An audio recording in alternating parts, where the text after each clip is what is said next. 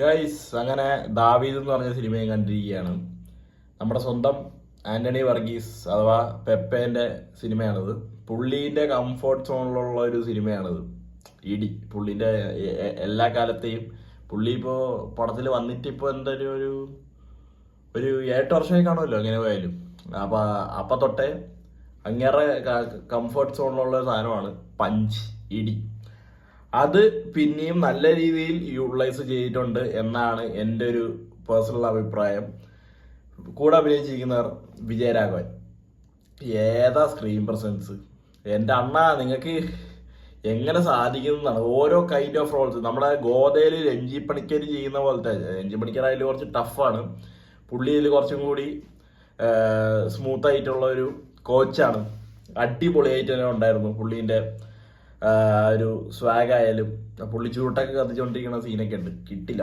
പിന്നെ ലിജോ മോൾ ജോസ്, കിഡിലൻ കഥാപാത്രം, നല്ലൊരു ബോൾഡായിട്ടുള്ള പെപ്പേൻ്റെ ഭാര്യയായിട്ടാണ് പുള്ളിക്കാരി ചെയ്തിട്ടുള്ളത്. പിന്നെ സൈജു കുറുപ്പ്, ചെറിയൊരു കോമഡി ഒരു സാധനങ്ങളൊക്കെ ഉണ്ടെങ്കിൽ അത് പുള്ളിയാണ് കുറച്ച് കാഴ്ചവെച്ചിരിക്കുന്നത്. കോമഡി കാര്യങ്ങളൊക്കെ സിറ്റുവേഷനിലാണ് നമുക്ക് ആ ഒരു സീൻസൊക്കെ ആയിട്ട് ബ്ലെൻഡ് ആയിട്ട് പോകുന്ന രീതിയിൽ നല്ല രീതിക്കുള്ള കുറച്ച് കോമഡി രംഗങ്ങൾ ഉണ്ടായിട്ടുണ്ട്.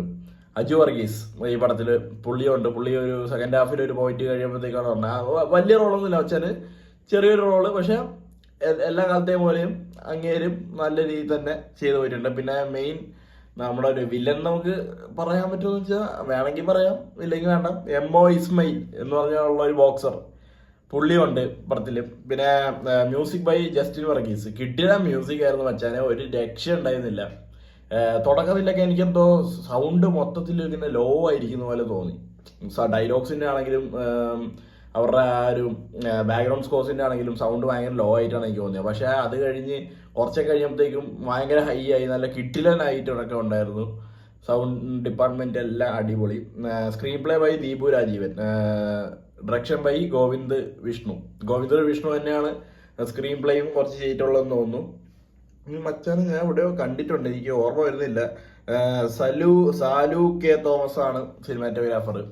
കൊള്ളാം, സിനിമാറ്റോഗ്രാഫിയും കൊള്ളാം, എഡിറ്റിങ് കൊള്ളാം, കളർ ഗ്രേഡിങ് എല്ലാം കൊള്ളാം. ആ ഒരു എന്താ പറയുക, ആ ഒരു വെസ്റ്റേൺ സ്റ്റൈലിലൊക്കെ നല്ല രീതിയിൽ വന്നിട്ടുണ്ട്. പെപ്പേൻ്റെ കഥാപാത്രത്തിൻ്റെ ആ ഒരു ബോക്സിങ് രംഗങ്ങളായാലും ആ ഒരു റിങ്ങിൻ്റെ അകത്തുള്ള സംഭവങ്ങളായാലും എല്ലാം അടിപൊളിയായിട്ട് തന്നെ ഉണ്ടായിരുന്നു. പിന്നെ പെപ്പെ പറയാതിരിക്കാൻ വയ്യ, പുള്ളീൻ്റെ ഒരു എന്താ പറയുക ചെറുപ്പകാലം കാണിക്കുന്നുണ്ട്.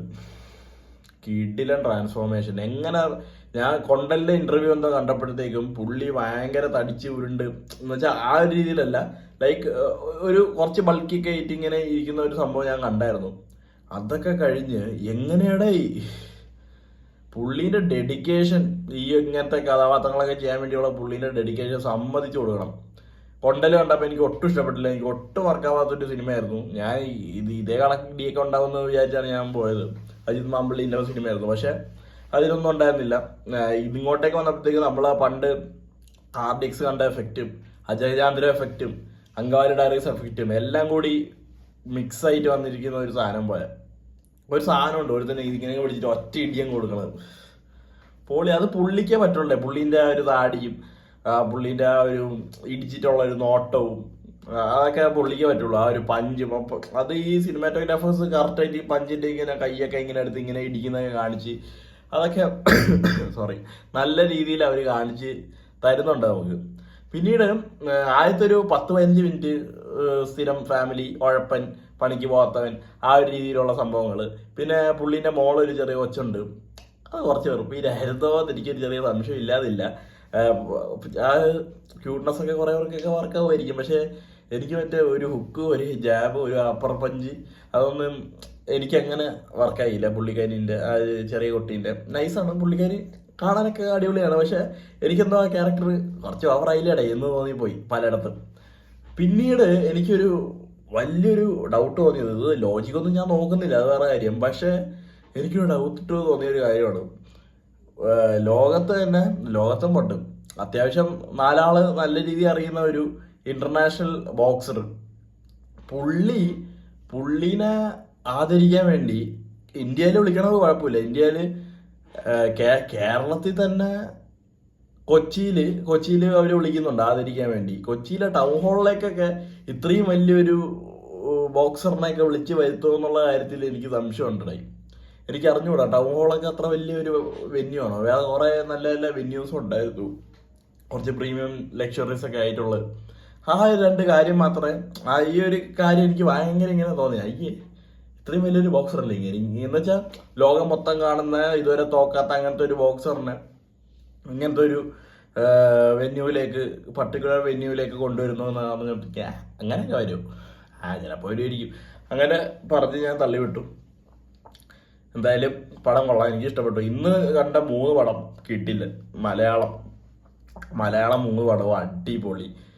ഞാൻ 3ഉം ഡിഫറെൻറ്റ് ജോണേഴ്സാണ്. പലർക്കും പലതും ഇഷ്ടപ്പെടാം, പലർക്കും പലതും ഇഷ്ടപ്പെടാതിരിക്കാം. ഇപ്പോൾ ചിലർക്ക് റൊമാൻസ് ഇഷ്ടപ്പെട്ട് കാണും, ചിലർക്ക് ദാവീദ് ഇഷ്ടപ്പെട്ട് കാണും, പൈങ്കിളി കുറേ പേർക്ക് ഇഷ്ടപ്പെട്ട് കാണില്ല, അങ്ങനത്തെ കുറേ പ്രശ്നങ്ങളൊക്കെ ഉണ്ടാകും. പക്ഷേ എനിക്ക് ഈ 3 പടവും ശരിക്കും ഇഷ്ടപ്പെട്ടു.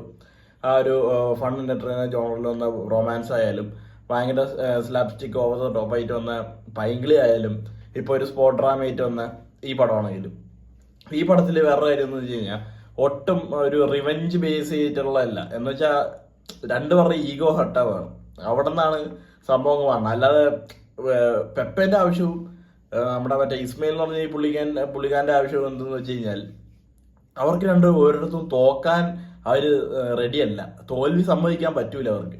ആ ഒരു സംഭവത്തിൽ നിന്നാണ് ഇതിങ്ങനെ മുഴച്ചങ്ങ് തുടങ്ങുന്നത്. പെപ്പേന്റെ ഒരു എന്താ പറയുക, പാസ്റ്റ് കാണിക്കുകയാണെങ്കിലും പുള്ളി തോൽവി ഒട്ടും ആക്സെപ്റ്റ് ചെയ്യാത്ത ഒരാളായിട്ടാണ് കാണിച്ചിരിക്കുന്നത്. അപ്പോൾ ആ ഒരു സംഭവങ്ങളൊക്കെയാണ് മൊത്തത്തിൽ ഇങ്ങനെ കാണിച്ച് വന്നിരിക്കുന്നത്. പക്ഷേ പടത്തിന്റെ എൻഡിൽ അവർ രണ്ടുപേരും മനസ്സിലാക്കുന്ന ഒരു കാര്യമുണ്ട്, അത് ഞാൻ പറയുന്നില്ല, പക്ഷെ അത് നല്ലൊരു കാര്യമായിരുന്നു.